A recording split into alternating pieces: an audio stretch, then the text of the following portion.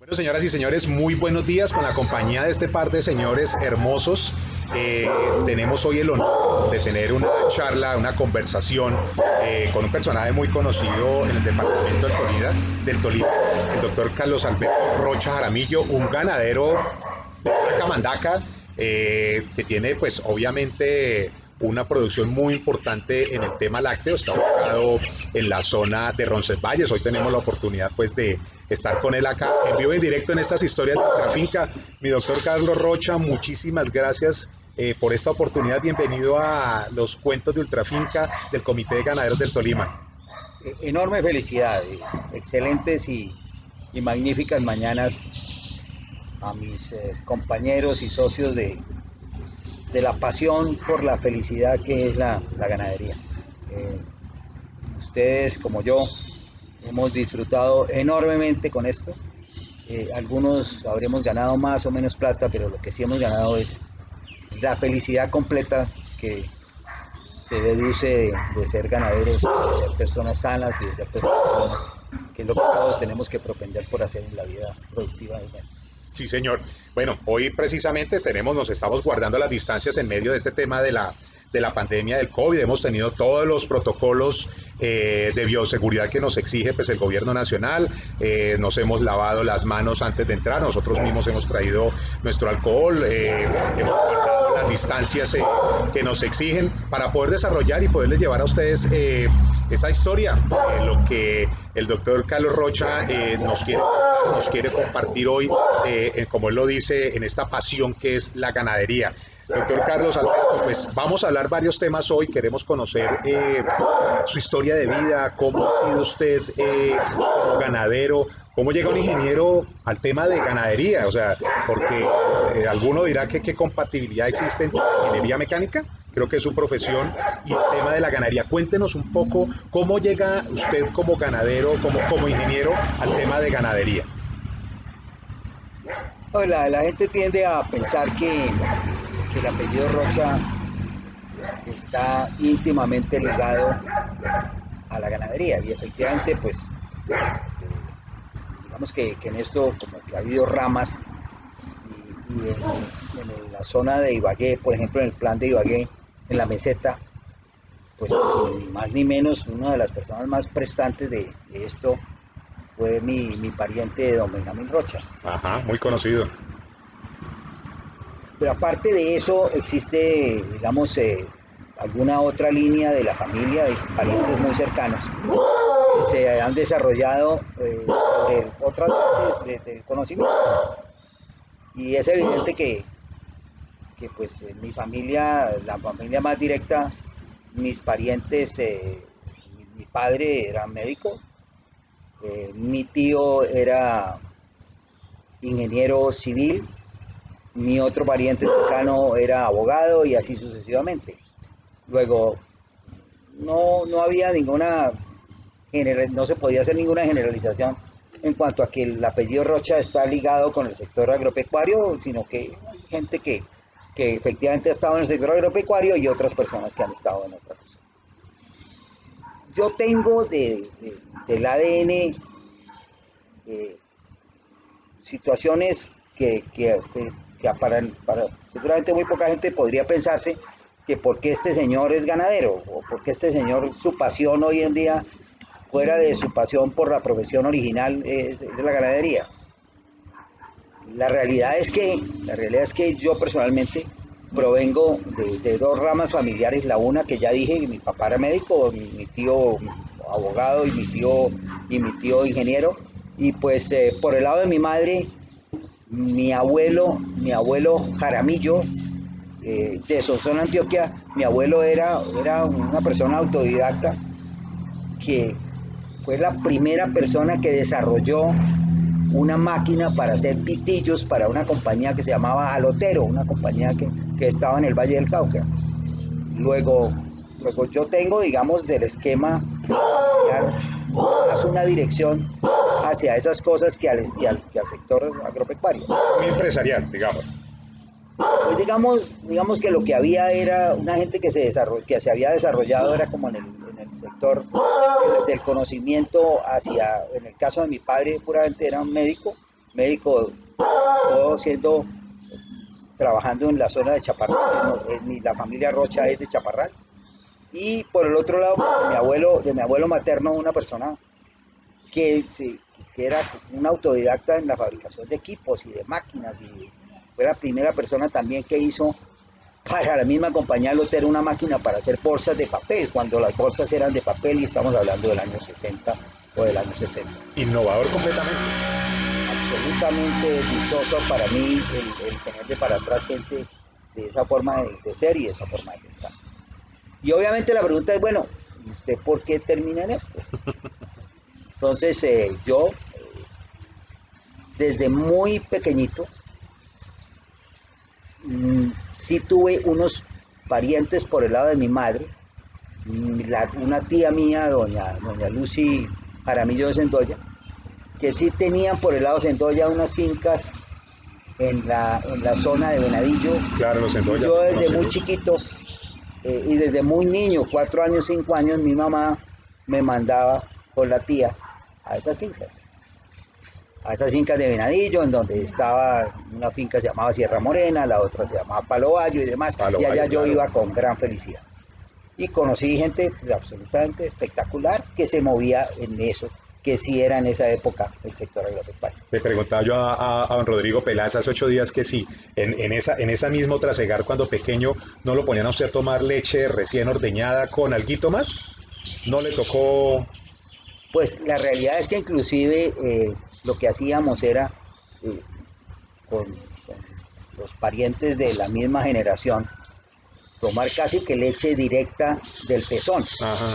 Y había otros que le revolvían raspadura de panela, esas cosas, y que había gente también que le echaba coñac y esas bañas, pero pues yo por el lado de mi padre pues nunca he sido nada relacionado con el alcohol, pero pues era, digamos, como la estructura de lo normal, de lo que realmente se hacía. Claro. Luego iba a esos sitios y de ahí saqué 2 pasiones adicionales en mi vida, que son la primera pasión, la pasión por el campo. O sea, aunque no tenía ascendencia familiar ni ADN familiar agropecuaria, sí esos parientes me indujeron y me llevaron desde muy niño a formarme la relación con eso que hoy en día considero que es una de las enormes felicidades de mi vida. Entonces, pues bueno, llega uno a eso, va uno también a Chiporal, en la zona de lo que se llama el molino, donde sembraban en esa época algodón y otras cosas, y también genera uno como una pasión por el asunto. Luego, desde muy chiquito, tuve eso que se fue como cimentando desde muy niño en querer pasar las épocas pequeñas de mi vida en el sector agropecuario. No puedo dejar de preguntarle, cuando usted menciona a su señor padre, a su tío, también obviamente muy conocidos y que contribuyeron a la historia de toda la construcción del departamento del Tolima, gobernadores, ¿no? Sí, señor. Sí. Muy relacionados con el tema de cómo fue esa vivencia con su papá, con su tío, estando al frente del departamento del Tolima. ¿Qué recuerdos le trae de eso? Yo no vivía cuando fue gobernador mi pariente don Antonio Rocha. Tampoco vivía o era muy pequeño cuando fue gobernador mi tío Severo Rocha. Y sí me tocó vivir siendo más pequeño en la primera vez y un poquito más grandecito en la segunda vez las gobernaciones de mi padre. O sea, mi padre fue gobernador en los años 60 y mi padre fue gobernador en los años 70. Ah, usted muy chiquito. Y yo muy pequeño, realmente, el año... Sí, me acuerdo perfectamente la primera gobernación, las carreteras eran muy malas, iba yo con él permanentemente a todas partes. El esquema de los gobernantes frente al pueblo era muy diferente. El gobernador salía de mi casa en la Plaza de Bolívar y se iba caminando hasta la gobernación. No había esquemas de seguridad ni nada de esos baños. El que quería abordarlo, sencillamente hablaba con él. Totalmente abierto. Me acuerdo también perfectamente en la Plaza de Bolívar, que era donde nosotros vivíamos, ahí en los edificios de la Curia. En ese sitio había un parque absolutamente divino, que era el parque de Bolívar. Y en ese parque lo que se hacía era que los niños jugábamos. los niños jugábamos unas cosas que ya la juventud no entiende que existen. Nosotros jugábamos trompo, nosotros jugábamos bolas, nosotros jugábamos tapas, nosotros jugábamos cinco huecos, todo ese tipo de cosas. Y quienes jugaban con nosotros pues eran los papás, y mi papá era uno de los que más jugaba porque era muy bueno jugando, digamos, trompo, o era muy bueno jugando tapas, o era muy bueno jugando bolas. Luego esa era como el esquema de lo que existía de relación entre los gobernantes y la gente. La gente era muy cercana a los gobernantes, y pues yo paseaba con mi papá por el departamento, siempre con él hablando de las cuestiones, y ahí comienza uno como a empaparse de las vainas, y realmente es como el esquema que familiarmente me indujo a mí a estar más cercano de la gente y más cercano de los animales y más cercano de eso, diferente a que posteriormente, simplemente por estructura mental, yo hubiera pensado que debía ser un ingeniero mecánico, de pronto por mi madre y de pronto por mi tío por el lado Rocha y mi madre por el lado Jaramillo, y digamos que eso, digamos, uno no, cuando comienzan las carreras en esa época no había tanto desarrollo estructural como hoy, que la gente le mide si efectivamente sí puede ir en una dirección o en otra, para después equivocarse igual, pero digamos que había en esa época no, en esa época la gente como que lo veía uno haciendo tal cosa. Yo, por ejemplo, le desbarataba el carro a mi papá, entonces le desbarataba el carro a mi papá, y entonces pues decían, bueno, el niño va a ser mecánico. Y pues sí, no lo podía armar, entonces mi papá llamaba al amigo Rojitas, que el Rojitas armaba el carro. Y entonces pues eso como que va generando como la estructura, y todo el mundo dice, pues, ese niño va a ser, o ese joven, o ese vejestorio va a ser un ingeniero mecánico. Así le sobraran tornillos del carro. Le sobrara el todo, a mí me sobraba absolutamente todo, y una de las primeras cosas que hice fue, siendo un niño de 12 o 13 años, mi papá me mandó a tomar cursos de mecánica con su amigo de mecánico del carro de toda la vida, el mecánico Rojitas. Entonces yo lo primero que tomé fue el curso de la mecánico, experiencia de mecánico, o sea, de ahí seguramente me generó mi pasión por las máquinas, y me pasión por los motores, y me pasión por todo ese tipo de cosas que he hecho toda la vida a la par del sector agropecuario. ingreso al tema de ganadería, efectivamente, como usted lo menciona, y es una de las ganaderías, digamos, más eficientes en el tema de leche en el departamento del Tolima. La producción está cercana a los 3.000 litros allá en Roncesvalles. ¿Cómo combina usted el tema de la ingeniería, o la aplica más bien, aplica el tema de la ingeniería al tema ganadero, específicamente en la producción láctea? A ver, no podemos dejar, digamos, a la gente con la idea de que de no tener claro el por qué una persona como yo se volvió ganadero. Ok, O sea, hay que perfecto, sí. tener claro eso. Sí, sí, sí. Y no porque sea importante para la conversación el hecho, sino porque es importante para que a la gente no le dé miedo, aún teniendo el total desconocimiento, porque lo reconozco, que era el total desconocimiento de las vacas y del ganado y las cosas, el que un ingeniero mecánico, con ese total desconocimiento y con el abuso de la irracionalidad total, se metiera a eso. Con el amor puro. Absolutamente por el cariño generado, digamos, de lo que yo pienso que pudiera haber sido el hecho de que el señor Carlos Alberto Rocha hubiera ido a esas fincas de joven y de niño, porque también pues es otra experiencia. Mi papá me montaba, para que ustedes vean, la gente que está escuchando, que el país era otro.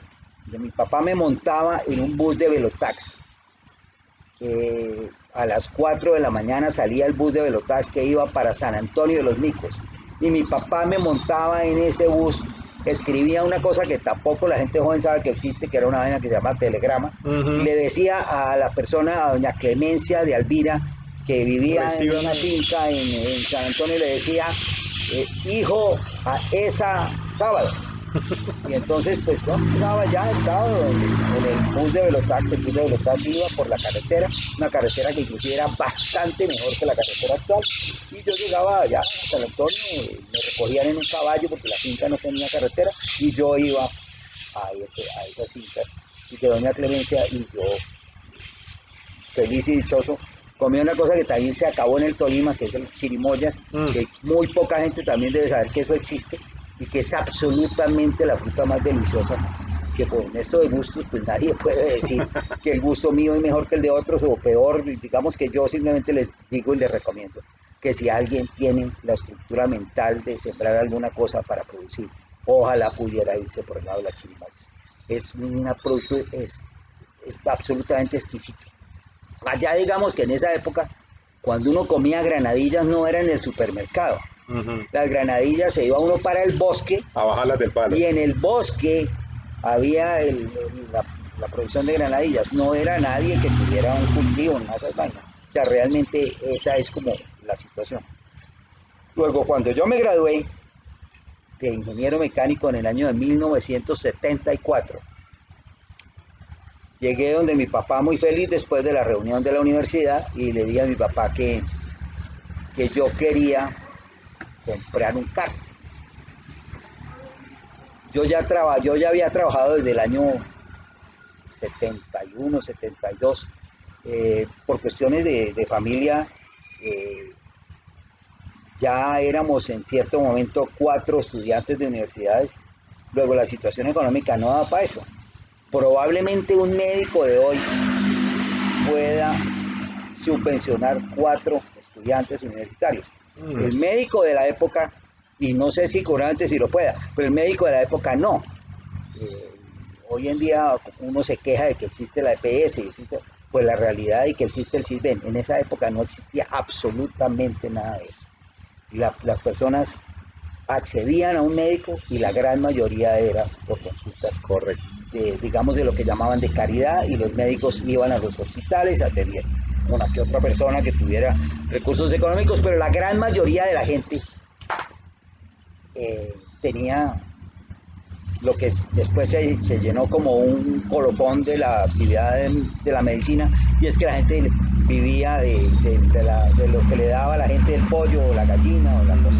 Y realmente la situación económica de los profesionales era muy, muy complicada. En especial la situación de la que yo viví de médico con mi padre era que era una situación compleja, la situación económica muy compleja. Luego yo comencé a trabajar desde muy pequeño, digamos desde ya joven, en Bogotá. Cuando fui a la universidad comencé a trabajar. Bueno, ¿y el carro entonces se lo dejaron comprar? Entonces cuando yo fui a la cuestión del carro, me dice mi padre: no sabe qué, hermano, es que uno tiene que pensar bien con las cosas.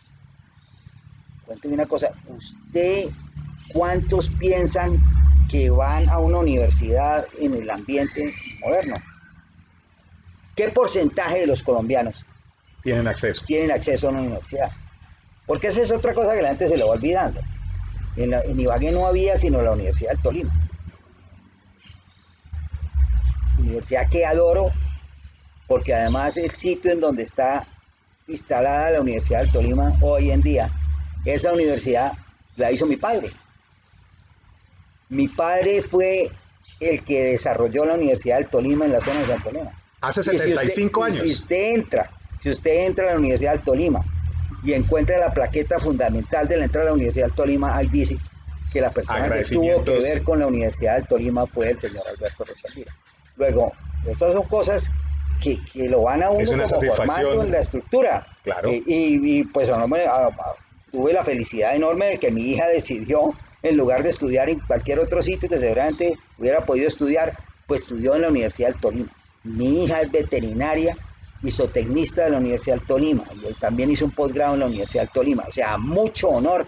Continuamos con la tradición, porque pues obviamente después de que yo trabajé me fui a vivir a Bogotá, y allá tuve mis hijos, mi par de hijos que adoro y que son la pasión completa de mi vida, pero pues eso es lo que a uno lo hace feliz.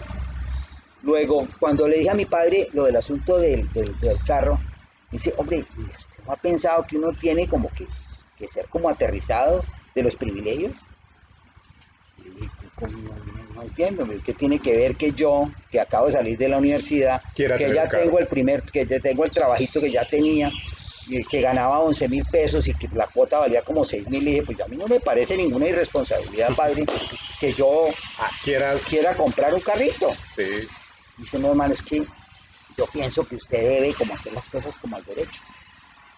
Usted no ha pensado que cuando uno le dicen que la humanidad debe desarrollarse en 3 aspectos, el hijo y la cosa y tal, a usted no le parece que usted tiene que ir como quemando etapas? ¿Y por qué antes de tener los hijos la vaina no arranque como que hijo, árboles y vainas, sino que usted puede arrancar? No puede escribir el libro sin arranque por hacer alguna cosa con los árboles. ¿Lo convenció de no comprarlo o sí lo convenció? Pues la realidad es que no es fácil para uno teniendo 21, 22 años, Ujú. el que quiera tener un carro y no que la plata la invierta en ir a conseguir un crédito en el banco cafetero para ir a sembrar árboles en la zona de Chinalta.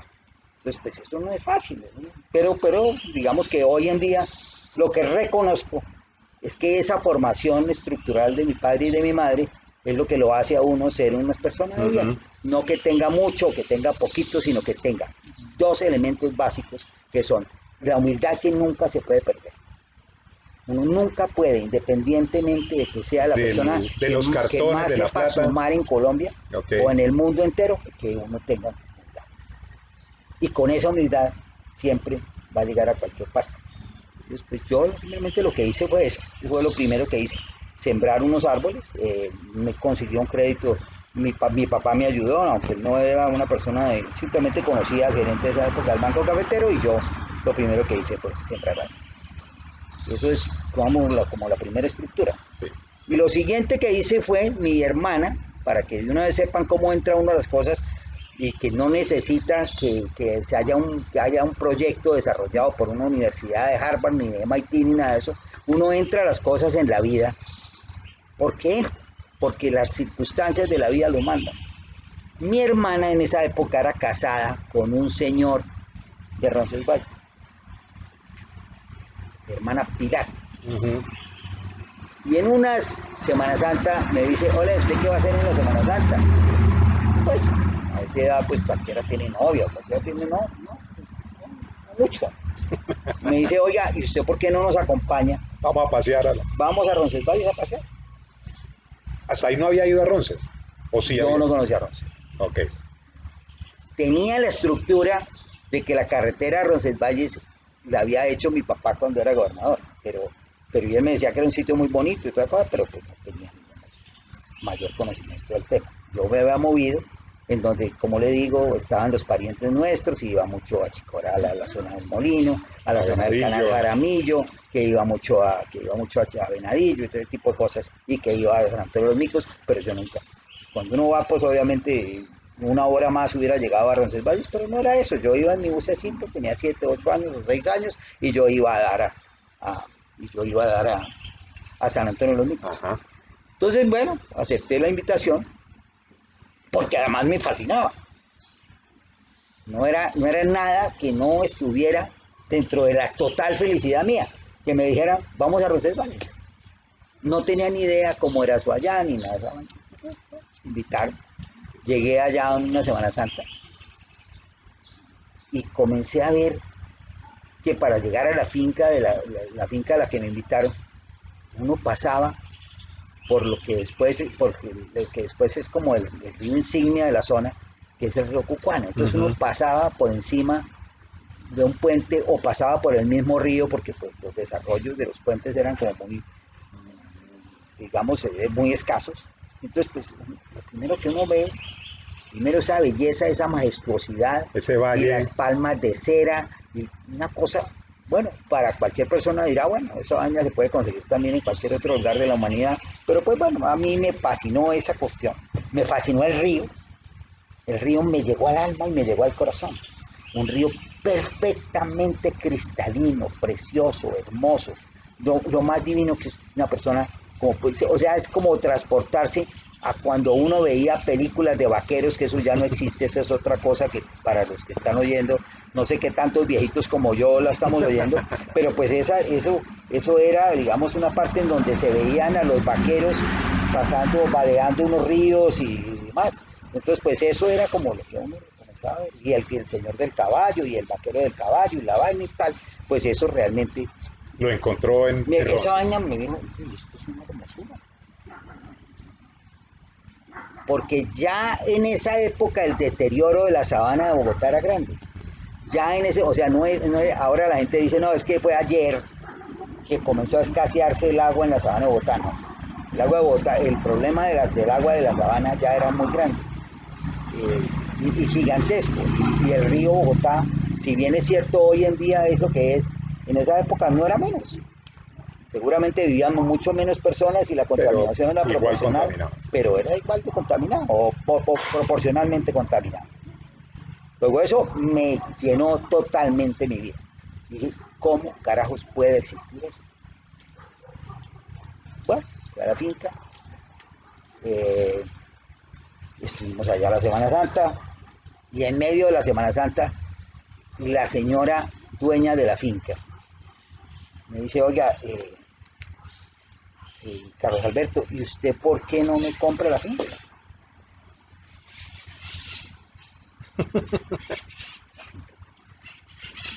Yo, ingeniero, que me meto a... Cómpreme la finca. Le dije, ¿cuánto vale la finca? Bueno, la finca vale un valor, no me acuerdo, creo que pedía 15 millones de pesos en el año 81, 80. Y entonces, yo sí ya en ese momento era un empleado de una compañía y ganaba mucho plata. La realidad es que ganaba mucho. Yo ganaba muchísima plata, yo era el gerente, y no lo digo esto como una persona jactanciosa, no, sino que ganaba mucha plata. La realidad era que ganaba mucha plata. Era un empleado bien pago. Ya, ok. Y un empleado que ganaba en dólares y todas esas vainas que a la gente le fascinan, ¿no? Yo ganaba mucha plata. Sin embargo, pues 15 o 16 o 17 millones de pesos era una fortuna, era una demasiada plata, era una cosa manejable. No, pero es que tranquilo, no hay necesidad De desembolsarla toda. de que me pague todo, porque es que si quiere se puede volver socio del grupo. Yo le regalo a mi hijo la mitad, usted me compra la mitad y ustedes se quedan ahí, lo del ganado tranquilo, se lo dejo en compañía. Todas esas cosas, le dije, bueno, déjeme pensarlo. Con esas gabelas. Déjeme pensarlo.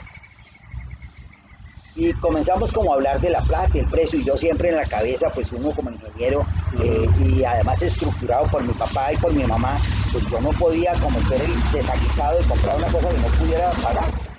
Ok. Entonces llegamos y empezamos a hablar del tema, y como yo soy poderosamente creyente en Dios y en la Virgen, Diosito y la Virgen no me dejaron hacer. Y no me dejaron hacer el negocio porque el socio no era el socio, digamos, y no estoy diciendo con esto que es que él era el malo o el bueno y yo el malo o el bueno, no, sencillamente No se debía hacer éramos ese negocio. para hacer una sociedad. Si además es complicado hacer una sociedad con la mamá de los hijos de uno, imagínese cómo va a ser de fácil hacer una sociedad con alguien que tiene otra profesión, que tiene otra forma de pensar, que fue diseñado bajo un esquema diferente. Ser socio no es complicado, es complejo. No quiero decir que uno no puede hacer en la vida sociedades, claro que puede hacer sociedades, pero tiene mucho riesgo de, si no hace la sociedad bien, tiene mucho riesgo de que las cosas se fracasen, claro. Y entonces, pues bueno, no se pudo hacer. Cuando me devolví para Ibagué, que en esa época uno no se gastaba sino 3 horas para que la gente vaya sabiendo. El deterioro uno se gastaba 3 horas de Roncesvalles a Ibagué. Y si apretaba un poquito se gastaba 2 horas y media. Hoy en día uno gasta entre 5 y 6 horas, sí, para que ustedes se den cuenta. De 40 años después, por el contrario de mejorar, alguien decidió un buen día, no sin razón, cambiar una vaina que se llamaban los distritos de carreteras. Y vuelvo y hablo para los viejitos. Nosotros los viejitos nos divertimos mucho con lo que ya cuando uno se vuelve anecdótico dicen que es que está demasiado viejo, pero pues hay que aceptarlo. Y entonces uno iba muy fácil a Roncesvalles. Cuando llegué a Ibagué, mis padres vivían en la carrera quinta con la 30, ahí diagonal a la escuela anexa. Y cuando comenzamos a bajarnos del carro, estaba mi padre hablando con un señor en el pollito de la casa de mi papá, y estaba naturalmente mi mamá. Y me bajé yo del carro, lo saludé muy amablemente, y la persona que estaba ahí es una persona absolutamente espectacular que le ha hecho todo el bien a este departamento, que es el señor Leonidas López. Okay, Estaba ahí sentado el señor Leonidas López, el vulgarmente llamado Chichigua. Estaba ahí sentado el señor Chichigua. Extraordinario señor y extraordinario ser. Y estaba ahí sentado, lo bajé y, oye papito, doctor López, mi mamita, Imagínense que vengo, eso me gustó muchísimo, doña Delta, y de una vez mi mamá se le paró el pelo. ¿Cómo se le ocurre? Usted está absolutamente, usted es loco. Alberto, dígale a este muchacho que si bien es cierto, ya él es mayor de edad, esa vaina es un exabrupto. Desde que usted viva en esta casa. ¿Cómo se va usted a meter en una finca en Roncesvalles, Tolima? Eso es una locura. Yo creo que debe comprar una cosa más cerquita. Usted además es ingeniero, usted vive en los Estados Unidos y usted vive, si acaso cuando viene a Bogotá. ¿Cómo va a comprar una cosa en Roncesvalles, Tolima? Me picó el bichito de lo rural. Me gustó el sitio. Y dice Leonidas, a riesgo de que en mi amparo se me fue en cabrite, yo le voy a decir que hay una finca allá que es icónica en la zona, que está en muy mal estado, que es una finca que se llama La Camelia, y esa finca está supremamente en mal estado porque el dueño de la finca lo mataron en un episodio en el pueblo y la familia no ha logrado desarrollarla y la finca está en muy mal estado. Bueno, yo lo que sí, cómo se come, cómo se cocina, yo qué tengo que hacer. Y mi papá me dice, no, eso allá es espectacular. Si lo que yo le enseño a usted, que lo que tiene que gustarle es los árboles y el agua pura y las quebradas y las bañas, que además fue el que lo induje a sembrar los árboles allá en la zona de Chinalta, que a propósito, allá lo que hay son quebradas que surten a Ampalá y surten esa zona de Ibagué. Entonces pues me dice, no, hágale. No tenemos con qué comprar esa vaina, pero pues yo pienso que hay gente que nos apoya. Y que nos apoya no es que yo voy a ser socio suyo, sino pues bueno, yo voy con usted y pues uno genera en la vida nombre y sabe que no es ningún malandrín. Entonces pues bueno, Leonidas López hizo unas llamadas, no en ese día, sino al día siguiente, lo que sea, porque pues naturalmente no era una cuestión de que fueran celulares, nada, claro. Yo no sé a quién llamó, esa cosa.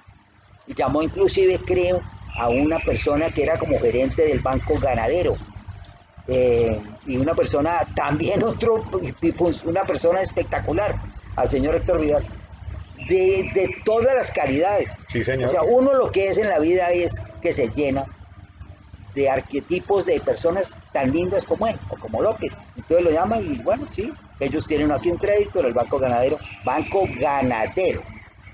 No confundamos con ninguna otra cosa, con letras raras ni con nada de esas vainas. Sí, señor. Banco Ganadero. Eso existió. Y esa vaina funcionó muy bien para los ganaderos. Esa vaina es una maravilla. Y si aquí dejan que uno cuente, pues yo soy uno de los beneficiarios del Banco Ganadero. Así como soy uno de los enormes beneficiarios cuando arranqué de una cosa que se llamaba el Fondo Ganadero. Ok. O sea, dos cosas absolutamente icónicas de la vida de la gente. También el doctor Vidal fue gerente. Pues obviamente. Entonces, pues bueno, él llamó, la familia tenía unos problemas ya de crédito, ya le iban a quitar la finca. Y entonces, pues bueno, me consiguió una cita con una familia Arévalo. La señora vivía en Bogotá. Y bueno, que vaya a conocer la finca. Pues un buen día me llamó un señor a mi oficina. Me dijo, ¿usted cuándo va a estar acá? Le dije, no, más o menos tal fecha. Yo venía mucho, yo nunca he dejado de venir a Ibagué. Me parece absolutamente espectacular y feliz y dichoso.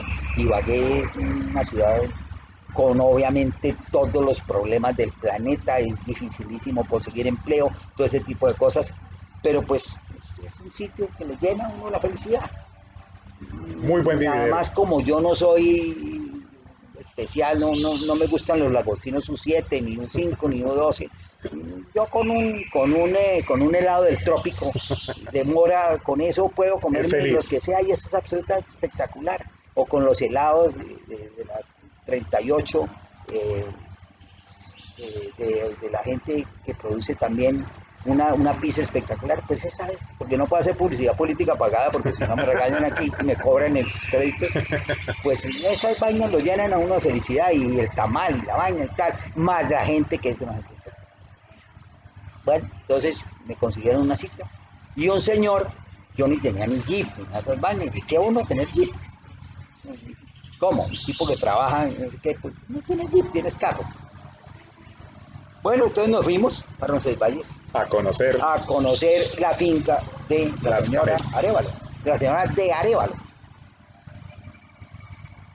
Eh, Llegamos allá al pueblo, el pueblo tenía una cooperativa de leche, Ujú. y en esa cooperativa de leche, pues ahí, nos bajamos del carro y había unos caballos, y entonces yo sí había montado a caballo, pero no, pues era chalán, ¿no? Dejo después de decir que ahora el señor Rocha, pues es chalán, ¿no? Y entre No menos lo valga el tumbaba. caballo, mejor. Me fascinan los caballos, pero pues no soy de pesebrero, ¿no? Pero me fascinan los caballos, me parece que eso es lo más lindo que existe como relación entre una persona y un animal. Es igual como el desdoblamiento con los perros, el desdoblamiento con el ganado, eso tiene su sex appeal. Entonces, pues bueno, ahí me monté en un caballo. Yo ni sabía si el caballo era bueno, regular o malo, pero yo tenía la pasión de la cosa. Ya en la pura salida del pueblo, en una finca que se llama Mameyal, ya el caballo se hundía completamente. O sea, y allá llovía todo el día, para que ustedes se den cuenta cómo las cosas han cambiado. La garúa era la garúa que era propiedad exclusiva de Lima, Perú. Sitio en donde estuve muchas veces por cuestión de mi trabajo, uno pensaba que eso era solo allá. No, no, no, no, no, no. También aquí En había. la zona era completamente, todo el día le llovía, y obviamente pues había desarrollos de agua pluviométricos más altos, Ujú. pero eso era lo que más había. Bueno, de ahí esa vaina era el caballo, se hundía, salía, caminaba uno y se tenía uno a veces que bajar del caballo, era un camino de herradura. El camino de herradura que iba Ok. para el Valle del Cauca, o sea, ese camino iba Para para una Barragán. zona, lo más hermoso que existe, que es el páramo de Cumbarco, o llamado por nosotros el páramo de la Yerba. Ah, ok. Ese era el camino real. Bueno, a las 2 horas llegamos a la propiedad. El señor comisionista saca una botella de aguardiente y me dice, bueno, ya llegamos aquí Hacer ya negocio. llegamos aquí para mostrarle la vaina. Pues, bueno, usted que no debe haber montado tanto a caballo ni en estas circunstancias, ¿por qué no se toma el primero? Lo sacó de una alforja, taparroja, pues. Tampoco en esa época uno podía comprar ninguna otra de esos vainas. Eso era taparroja. Yo le dije, no, no, mire, lamentablemente, nunca he tomado, y pues, Hoy no va a quiero ser necesario. además estar en sano juicio para ver lo que tengo que ver. Hay una mata que es una maleza que se llama la chirca. La chirca estaba en la casa, estaba metida en la casa. En los cuartos no había cama, sino chirca. Esa vaina era, la finca estaba totalmente perdida. Sin embargo, entre el sitio en donde entraba la finca eh, y cuando uno llegaba a la casa, en la sola casa, había 3 quebradas. Una quebrada que era la que surtía una Pelton, que es otra cosa que la humanidad no sabe que existe. Ujú. Surtía una Pelton, manejaba una Pelton, y así sucesivamente. En el corral pasaba otra quebrada, y más allácito otra quebrada. En 100 metros había 3 quebradas. Ya yo hay que, porque además no tenía el conocimiento, y no puedo ser jactancioso para decir, bueno, es que ahora este tipo de ingeniero sabía que no, pues además tampoco sabía que chirca era chirca, una mata ahí, y tranquilamente a mí me hubiera podido decir que esa era una vaina, que eso después se volvía Cualquier. en un bosque o cualquier cosa me hubiera podido. Yo simplemente vi el agua, y el agua que pasaba por la mitad del corral, un corral yo creo que tiene por lo menos 6 o 700 metros cuadrados en piedra perfectamente hecha y divina. No, la puerta de la entrada al corral era una puerta de esas de golpe, y ya tampoco la gente sabe qué es eso, una puerta de golpe divina, con una caseta en sí, divina, estaba. No, a mí me gustó. Y comenzamos a pasear por la finca. Y cada vez más me gustaba más el hecho de que quebradas y ríos y vaina, y uno pasaba por una cosa que allá la gente llama la quebrada del Orinoco, pero tiene más agua que el río Cucuana, y uno pasaba, y entonces mire qué zona hacia allá arriba. Bueno, cuando llegué a Ibagué, dije, bueno, esto a mí me gustó. Listo, ¿y cómo es eso? Me pregunta mi papá. Le dije, no, la verdad no sé. La verdad no tengo ni idea, es una finca gigantesca, muy grande, en donde está la parte digamos, de los potreros, que prácticamente está perdida, y el resto de la finca, el 90%, es el bosque más espectacular que existe. Digamos que con exageración es el 90, pero que en la realidad es el 80. O sea, la finca era 20% de potreros y 80% Puro bosque. en los bosques más preciosos y más hermosos, y con las quebradas y con los ríos y con la vaina más linda. ¿Le gustó? Le encantó el paraíso. A mí me gustó, me fascinó esa vaina. El mayor dueño, porque la palabra no es el que se la inventó, o sea, uno le puede poner nombres a las cosas, pero cuando uno le coloca mayordueño a una finca es precisamente aplicable, porque hay mayordomo, desde luego, pero hay mayordueño. Sí. Y eso lo que tenía ya era mayordueño, porque pues los dueños poco le podían meter, y entonces el señor mayordueño se fue como apoderando de la vaina. Yo me fui para Bogotá. Haga de cuenta como cuando a usted le toca ir a ver a la novia. No me podía pasar un segundo más sin que yo hablara con la novia. Entonces me fui para Bogotá. Igualmente enamorado. Cuestión de mi trabajo. No había novia parecida a trabajo. Y pues no es que haya tenido muchas como para decir como que tuve experiencia, pero pues la realidad es que eso era absolutamente fantasioso, el poder saber que uno podía ser una persona que tiene acceso a esos bosques tan lindos, y que una vez cada semana, una vez cada 15 días va a respirar esa cosa tan linda, la cuestión del agua, todo. Eso para mí era lo más lindo. Entonces me fui para donde la señora. Hagamos negocio. Y entonces, a ver, mi señora, ¿cómo es la cosa? ¿Cómo vio la finca? Le dije, mi señora, no tengo ni idea. Lo único que sé es que las cosas que me gustan, eso los tiene.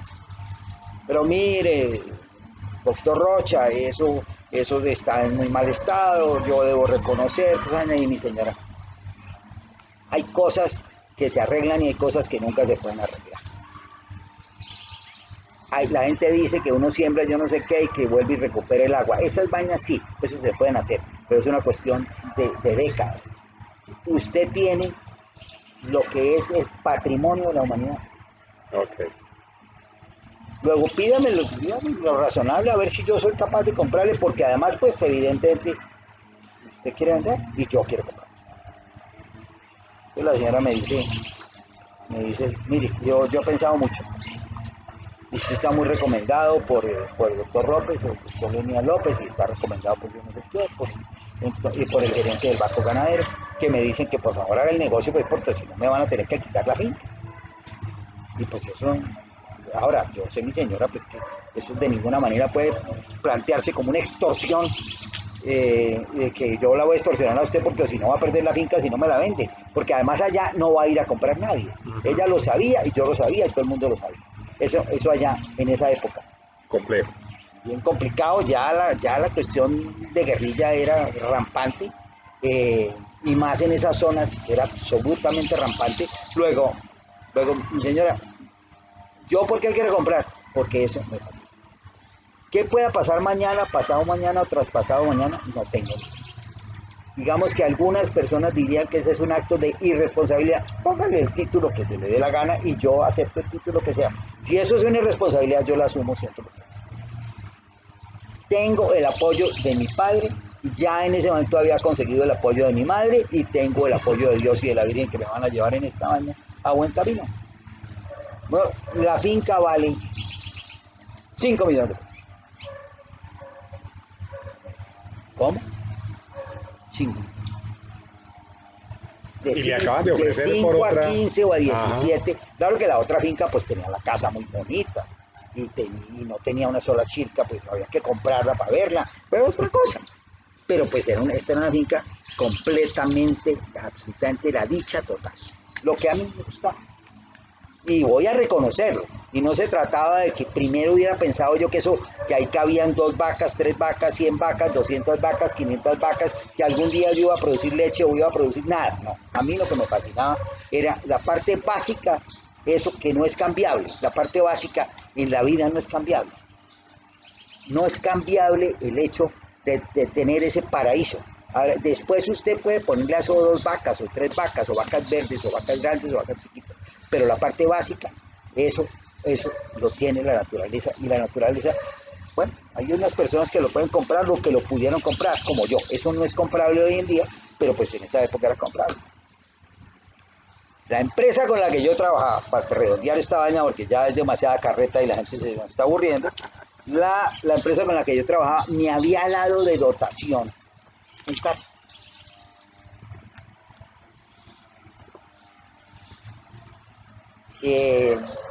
Y pues la palabra gomela es muy posterior, pero la realidad es que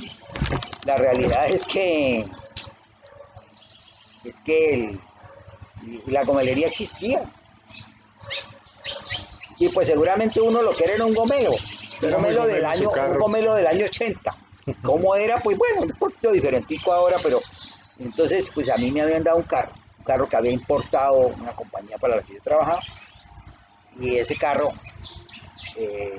valía una plata. Y yo, sí, Ahí está el carro.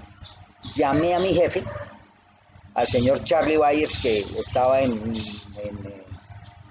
Madison, Indiana, en Estados Unidos, y le dije, y la llamada no era como ahorita, no, era una llamada. Entonces me fui a la oficina por una llamada especial, eso costó un jorro de plata. Y le dije, oiga, jefe, imagínese que me pasa esto. Oiga, ¿eso qué tiene que ver con su profesión? ¿Usted lo ha pensado bien? Le dije, sí, me gusta esa mano. Y todo depende de que la propuesta que yo le voy a hacer a usted ahorita Me la sé. me la acepte. Si no me la acepta, me quedaré toda la vida con las ganas de haberme hecho al paraíso terrenal. Entonces me dice, bueno, ¿y cuál es su propuesta? Mire, mi propuesta es que yo vendo el carro, le doy la mitad a la señora, y la señora me recibe la mitad, y ya tengo conversado en el banco ganadero para que le presten la auto.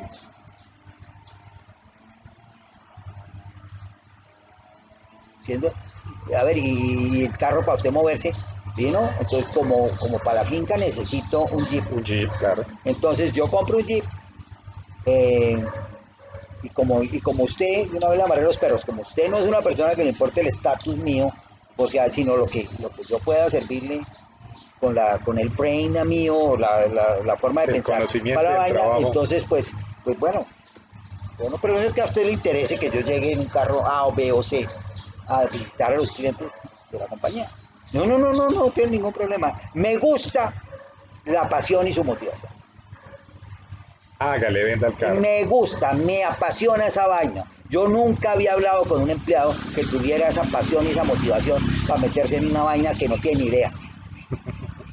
Usted no sabe de eso y no tiene ni idea ni esa vaina, pero lo habla con una pasión y con un cariño y con una felicidad, que eso, ¿cómo yo me voy a atravesar? El día que mi hijo me venga y me diga, o le diga a alguien que la pasión de su vida la quiere hacer, pero un jefe hijo de madre no decida apoyarlo, pues entonces yo me voy a sentir muy mal. Dice, sí, eso era lo siguiente que le quería decir. Usted ya tiene una edad que puede ser mi papá, pues yo le estoy hablando es a mi papá, no a mi jefe. O usted decida si me va a apoyar o no. Y me dijo, no, absolutamente, haga lo que se le dé la gana. Proceda, hermano. A vender el carro y a Haga comprar la finca. venta del carro. Mi hermano estaba casado con una señorita, o una señora, casado, perdón, con una señora, y la señora tenía, eh, el papá tenía una venta de carros. Y en esa época ese tipo de carros, o sea, hoy en día cuando alguien dice, bueno, es que el carro es un Mercedes o un BM o un Volvo, eso hoy todo el mundo puede tener esa vaina. En esa época no, la importación era muy complicada y la compañía precisamente para poderse venir acá le habían dado unos cupos y una vaina, era una cosa, digamos, como especial. Compleja para Entonces, traer. pues esos carros no se veían en la calle. Entonces me fui donde el señor, mi hermano me acompañó y le dije, mire, estoy en estas.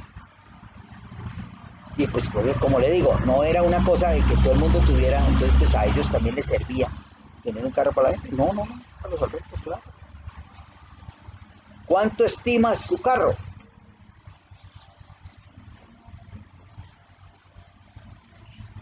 Si usted me quiere tumbar, don Marcos, me puede tumbar, no se preocupe.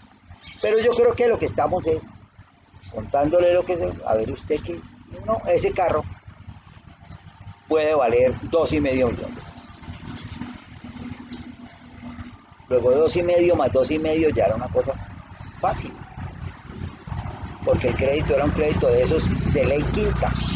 Páguelo. Eso también se acabó. Ajá. Eso no existe. Eso era una facilidad, era una vaina pagada como a 15 años o a 20 años, con una tasa subsidiada. Sí, en esa sí, época los intereses valían el 3 y el 4%, no anual, para que sepa la gente. Valían el 3 y el 4% mensual. Y la inflación no era sino 25.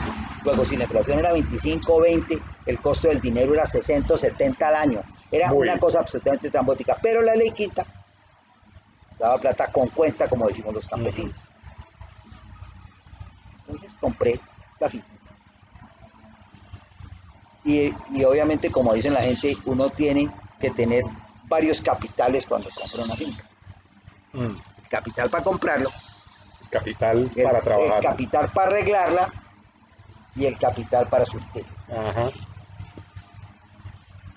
Pero yo cuando hice el negocio no estaba pensando en que el capital de nada, el capital de comprar, de tener la felicidad de yo llegar allá a una casa una casa de madera a estar absolutamente dichoso. Entonces, pues bueno, compré la finca.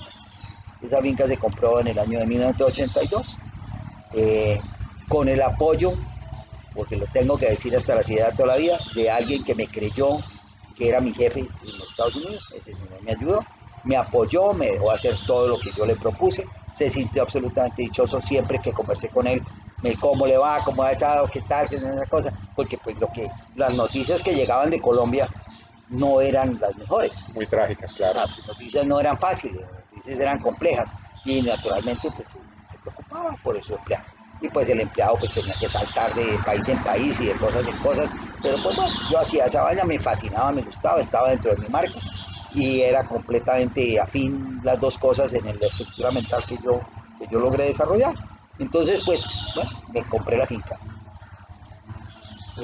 Me apoyó, como le digo, el Banco Ganadero, y el otro fue que la venta del carro, para que la gente tenga la perspectiva, porque es que la plata, dice, bueno, es que 5 millones de pesos no es que usted tumbó a la señora, no. A ver, 5 millones de pesos del año 82 son una plata completamente diferente a 5 millones de pesos. Total, claro. Hoy en día una hectárea de terreno vale 10 o 8 o 7 o 15 o lo que sea el número, pues eso es diferente. Lo que uno tiene que tener como perspectiva es que la tierra se valoriza. Y si alguien quiere hacer un negocio que además de todo tenga la felicidad de ser ganadero, ese es un buen negocio. Porque a veces a la gente le dicen, bueno, ¿cuál es el negocio? Que van y compran un apartamento. Y el apartamento puede valorizarse o desvalorizarse, puede ser lo que sea. Lo otro no, lo otro tiene una valorización completamente certera, y además de ser certera, usted además encima de eso produce unas cosas que le dan un rédito. Un rédito porque bien sea usted es un ganadero de leche, o es un ganadero de un doble propósito, o es un ganadero de lo que sea. O sea, eso tiene. Y la estructura de hoy en día de la ganadería es completamente diferente a la de esa época. En esa época, ¿usted qué hacía con la leche? Había que llevarla en una mula por 4 horas de camino para entregarla o lo que sea, o hacía un queso. Resulta que el precio del queso era completamente uno a uno con el subdesarrollo. ¿Por qué una gente producía queso? Producía queso porque no tenía que venderle la leche. O sea, tenía que volver un producto completamente perecedero, lo volvía un producto semi-perecedero. Y entonces ese semi-perecedero lo podía llevar cada semana o cada 15 días y venderlo para que una persona hiciera arepas o hiciera cualquier cosa. Eso era como el desarrollo de la cosa. Pero si usted miraba lo que valía un litro de leche, o una botella, como se hablaba en esa época, una botella de leche, sumados el número de botellas que se requerían para una libra de leche, de queso, siempre el valor de la leche era más alto que el valor de la libra de queso. Eso hoy en día ha cambiado porque pues, existe un desarrollo diferente, hoy en día existe un mercadeo diferente, pero en esa época era así. Si usted suma la leche, era menos que lo que valía la libra de leche. Bueno, hoy por hoy, doctor Rocha, con toda la historia que nos está contando, por eso esto se llama Historias de Ultrafinca, porque es precisamente escuchar de los protagonistas que vivieron toda esa historia, cómo construyeron toda una empresa, podemos decirlo, porque es una empresa hoy por hoy que produce una cantidad de leche significativa para la región y obviamente para el departamento. En ese tema de la producción de leche hoy por hoy, ¿qué han hecho con el tema de la leche? Siguen produciendo quesos, hay un queso muy famoso que es el queso de Ronces, y en ese sentido, pues nosotros, por ejemplo, del Comité de Ganaderos estamos tratando de que haya denominación de origen, de alguna manera tratando de lo que usted nos está mencionando, de cómo llegar a encauzar esa estructura mental de los ganaderos. ¿Cómo hoy por hoy el tema de la leche se genera ya en Camelias, allá en Roncesvalles? A ver, habría que echar un poquitico para atrás como para que la gente tenga la perspectiva total. Eh, en esa época había una cooperativa Ujú. y esa cooperativa compraba la leche y producía digamos, una leche que llamaban, que hoy en día los niños no toman, pero que pues era lo que se hacía en esa época, que era pasteurizar la leche, Ok. del ciclo de Pasteur. Y Ujú. esa vaina hoy en día no. Hoy la gente toma un guarapo que se llama UHT y uno no sabe ni siquiera qué toma. Pero la realidad es que era leche pasteurizada. Y por eso es que la leche pasteurizada hay que meterla en la nevera y solamente dura 2 o 3 días y lo que sea. Lo otro es una cosa que dura como 6 meses Ujú. y pues no sé qué sea. La realidad es que pues, es otro proceso industrial muy respetable, pero pues es diferente a lo que... Y esa empresa producía eso y producía derivados y los vendía a Ibagué. Y eso era lo que, digamos, uno hacía, uno vendía la leche. Un buen día decidió una empresa de Ibagué ir a tirarse el paseo. Y entonces fue allá esa empresa de Ibagué, que ya no está en Ibagué, sino que está por allá en otra parte, y que no creo que sean ni los mismos dueños ni nada, y decidieron comenzar a pagar unos valores de la leche que no podía pagar la cooperativa, simplemente con el propósito de subir el precio para poder la cooperativa, cosa que lograron. Entonces eso se terminó, eh, y comenzó la gente a buscar soluciones. ¿Y cuáles eran las soluciones? Pues la solución era el queso. Y todos nos volvimos queseros. Queseros, como le digo, de la época en que el queso valía menos que la leche. Y eso ha sido como el desarrollo, y por eso, de esa tradición de ya de muchos ¿Qué años, será allá de Ronces? es que existe hoy en día la tradición del queso de Ronces. Ujú. Eh, y la gran mayoría de la gente le vende o la leche a unos señores empresarios que hacen de la leche una materia prima importantísima para la producción de derivados. Derivados fundamentalmente lo que hacen es queso doble Es crema queso, o queso sí. o quesillo, lo que sea. Y hay otras personas que seguimos comercializando leche cruda. O sea, vendemos la leche a comercializadores, no, sino a empresas que son las que nos compran la materia prima. En este momento yo tengo una muy buena relación con una compañía que es proveedora de los PAES, de los programas de alimentación escolar. Ah, ok, sí. Llevo ya mucho tiempo una muy buena relación con ellos. En este momento ese señor pues tiene una situación compleja, muy compleja, porque ustedes comprenderán que los niños ya no están yendo a Ujú. estudiar, pero pues él ha buscado otra manera de acercarse a empresas que sí siguen muy vigorosas, como esos nuevos formatos de mercadeo de bajo precio, que digamos que ha sido para mi gusto la salvación del sector lácteo, la total salvación del sector lácteo, ¿Cómo ve usted a futuro el tema lácteo? absolutamente fabuloso, absolutamente fabuloso. Hablábamos antes de, precisamente, y todo esto, usted que toca el tema de la pandemia, todo este tema del COVID, el encerramiento, el confinamiento, muy seguramente los que estamos en el sector rural, tanto trabajando como viviendo, pues usted decía, vamos a salir de alguna manera victoriosos o vamos a salir un poco mejor que otros sectores mentalmente y económicamente. Sí, no hay ninguna duda, que naturalmente es dolorosísimo saber que uno tiene que cabalgar sobre las desgracias del resto de la humanidad. Pero eso va a hacer que por fin no solamente la estructura del Estado sino la misma gente le comience a dar el valor real que el sector agropecuario tiene. Perfecto. Sí, ahí hay un La tema. gente piensa en muchos países desarrollados que cuando uno se toma un yogur o alguna cosa, eso es producido en una máquina. Ujú. Y que uno mezcla A con B, con C, con C, con Z y le echa un poquito de azúcar y esa vaina. No, la gente no tiene ni idea hoy en día de lo que nosotros representamos. Resulta que hoy en día nosotros somos los que salvamos la humanidad. La humanidad se salva el día que pueda tener comida. Correcto. Y comida buena, comida racional y comida a un precio responsable. Y eso solamente lo vamos a lograr quienes estemos vigorosos en el sector agropecuario. Hay un tema, doctor Rocha, que usted lo ha tocado en varias ocasiones y está relacionado es con el relevo generacional. Conozco a su hija, la doctora Cristina, que es una veterinaria, como él lo menciona, de la Universidad del Tolima. Tuve la oportunidad de estudiar con ella de alguna manera. ¿Cómo ese tema del relevo generacional ha, digamos, tocado a su familia? O sea, ¿cómo le resulta ese amor también o cómo le transmite usted ese amor también a la doctora Cristina, teniendo entendido que pues obviamente el relevo generacional hoy por hoy la gente no quiere estar en el campo? Usted lo decía anteriormente, la palabra campesino era casi peyorativa, hoy de alguna manera tiene otro concepto, tiene otra visión, pero siempre se veía al campesino como lo relegado, como lo que estaba ahí, como el fuchi.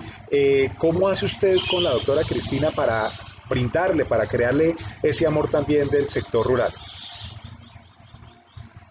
Yo simplemente, uno va en la vida como que replicando y extrapolando sus circunstancias de vida. Ujú. En la medida en que esa extrapolación y esa, digamos, forma de llevar a valor presente el pasado de uno, y si ha sido exitoso, tiende a pensar que eso siempre puede ser exitoso. Es una replicación del modelo de dinámico. Y eso es lo que generalmente la humanidad hace. La humanidad hace todo el tiempo. Yo tuve unas enormes fortunas, y no fortunas de plata. Ujú. Como les digo, yo estudié sobre la base de tener que trabajar, y la gente no dice, por ejemplo, es increíble, en esa época yo pude vender lotería, yo vendía lotería. Eh, y no estoy diciendo con eso que es que soy un genio, y que se podía hacer, se podía hacer. Y obviamente se podía hacer el hecho de tener un trabajito, porque pues la persona que está estudiando pues, se le daban las gabelas. Hoy en día es increíble porque el desempleo no permite nada. El desempleo es rampante, galopante, para usar una palabra campesina, es galopante. Entonces pues uno tiene en un mundo diferente, que es lo que vamos a tener que diseñar para ver cómo es que la pobre juventud va a salir adelante. Porque ahora cuando termine esta vaina, ese desempleo tan gigantesco, no sabemos cómo vamos a lograr. Pero uno tiene como cosas del pasado, y pues yo tuve unas fortunas grandes. Mi papá, por cuestiones de violencia, siempre estuvo relacionado con las soluciones de paz. Es más, él conoció a Alberto Lleras por eso, y Alberto Lleras lo nombró gobernador por eso, por de antes de eso, estar comprometido con la paz del Tolima. Y entonces pues uno termina como viendo esos espejos, no cualquier espejo. Imagínese. Y por eso también el hospital de Ibagué, el Federico Lleras Acosta, se llama de esa manera, por la relación de mis padres con el doctor Carlos Lleras. Y por eso él, que fue el que metió toda la cabeza estando en el Fondo Nacional Hospitalario, hizo lo que hizo. Y por eso el hospital se llama de esa manera, Ujú. por congraciarse de una parte, pero también por hacerle un homenaje A una persona a que, una gran persona, claro, una persona que hizo tanto por nosotros. Porque pues no son cualquier gobernante lo que les citaba. Y también tuve la enorme fortuna de conocer gente por Chaparral cercana a mi padre. Entonces, pues yo también tuve la fortuna de ser educado bajo el marco del señor Darío Chandía, Personajes el ilustres. más grande prócer Claro. de este país. ¿Por qué? No, todo es una cosa jactanciosa, simplemente por relación. Cuando yo estudiaba en la universidad, mi padre era congresista, entonces todas las semanas, rigurosamente, la señora Emilia y el doctor Chandía invitaban a mi padre a almorzar.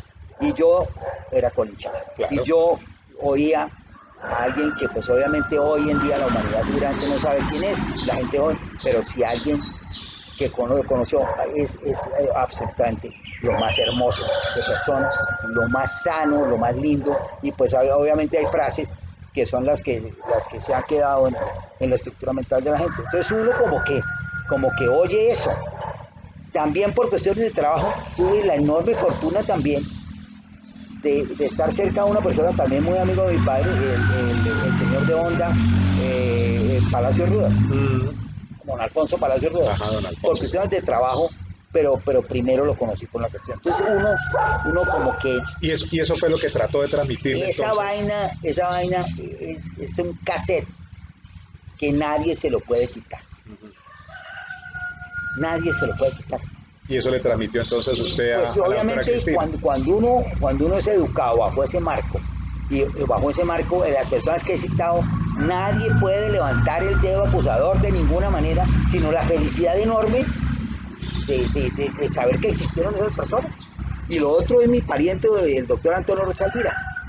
Personajes. Igual a esa vaina, ahora uno no dice, bueno, es que su papá, sí, yo no voy a decir mi papá porque suena jactancioso, pero la realidad es que si uno es educado bajo ese marco, eso lo que quiere decir es que si la frase famosa de la policía es educar bien al niño para no tener que castigar posteriormente a las personas de más edad, eso es absolutamente riguroso. Y es absolutamente riguroso el ejemplo, y es absolutamente riguroso el mensaje, y es absolutamente dichoso y feliz para cualquier persona saber que uno puede, como una esponja, chuparse todas esas vainas. Claro, también se puede chupar las otras porquerías. Así como vienen cosas buenas. Entonces es ahí en donde uno tiene que poder discernir, y tiene uno que tratar de darle a la humanidad el legado de que existe una posición sana, buena, virtuosa, y existe lo otro. Y hay naturalmente mucho más propensión hoy en día para que la cuestión sea por el camino del facilismo. Pero correcto. Pues uno tuvo la fortuna, yo no vi sino eso, no vi sino la virtud. Que el señor Rocha es inteligente, no. Me colocó la vida en el momento que no me colocó en el momento equivocado, en el lugar equivocado, sino me colocó como la propaganda en las personas. Y entonces eso, sencillamente, con esa forma de pensar, me desdoblé mis hijos. Pues señoras y señores, aquí hemos tenido la fortuna durante esta mañana de charlar y obviamente se nos quedarán una infinidad de casos y de temas pendientes con el doctor Carlos Alberto Rocha, un ganadero, un ingeniero, una persona que con toda esa sencillez que ustedes están viendo nos transmite, nos cuenta una historia de vida impresionante, una historia de vida de sus familiares, de todo lo que él ha podido desarrollar durante su vida. Doctor Carlos Alberto, de verdad que muchísimas gracias por compartirnos todo esto. Insisto, el tema de ganadería nos ha quedado faltando muchísimo por charlar, pero pues tenemos la fortuna precisamente que él nos quiere compartir unos videos que veremos lógicamente al final, que compartiremos ahora a lo largo de esta charla. De la finca, de todo lo que tiene que ver con la ganadería normando, de todo lo que maneja ya en el tema de lechería. Doctor Carlos Alberto, para el Comité de Ganaderos es un honor poder charlar con usted, poder tener este espacio y conocer toda esa historia que usted nos está contando. La situación es como al revés. El afortunado, y lo digo con todo el cariño del mundo, el afortunado soy yo. Poder conversar de estos temas, con que haya alguna frase que le haya calado a alguien, hemos logrado el propósito de que lleguemos con un mensaje claro a quienes de verdad están pensando o han pensado. Para ser ganadero no se necesita que el abuelo, el tatarabuelo haya sido ganador. No quiere decir que porque a mí me ha ido regular, bien o mal, ese puede ser una estructura mental. No hay ninguna necesidad de eso. Lo otro importante que quedó como cortado es que eso, hecho bien hecho, automáticamente genera pasión en los que son De acuerdo. la gente que viene detrás de uno.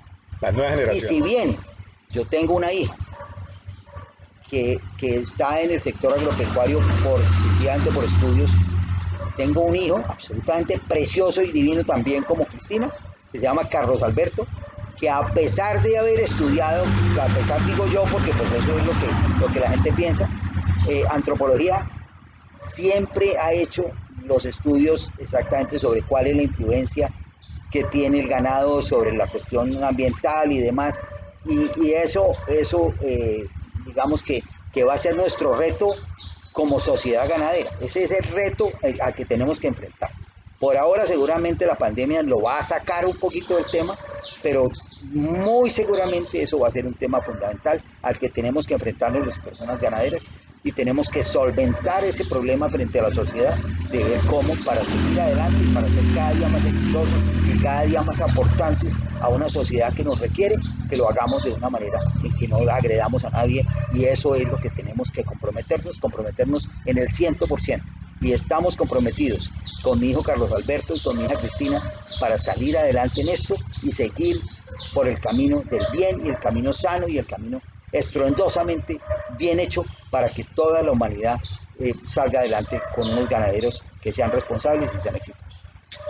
Señoras y señores, un ejemplo de vida, un excelente mensaje, me queda muy en la fibra honda, como decimos, el tema empresarial. Me encanta escuchar cómo se construye una empresa, pero sobre todo, por encima de todo, y este último cuarto de hora en esta charla, doctor Rocha, usted nos ha enseñado cómo tenemos que ser personas. Ese don de gente que usted tiene, lo felicito de verdad desde el Comité de Ganaderos, y a todos ustedes, señoras y señores, que nos han acompañado en esta mañana de hoy, en nuestras historias de Ultrafinca. Se me olvidó preguntarle si allá en la finca lo asustaban, si lo han asustado en alguna ocasión, si se le han aparecido las brujas, si se le ha aparecido el muán, si se le ha aparecido la patasola, una cantidad de historia que muy seguramente hasta de pronto con su hijo podemos organizar y mirar todo ese tema cultural, todo ese tema antropológico del cual nos está contando el doctor Rocha. Doctor Rocha, nuevamente, muchísimas gracias. Les reitero el agradecimiento perenne de la circunstancia de que ustedes estén en esto con nosotros los ganaderos,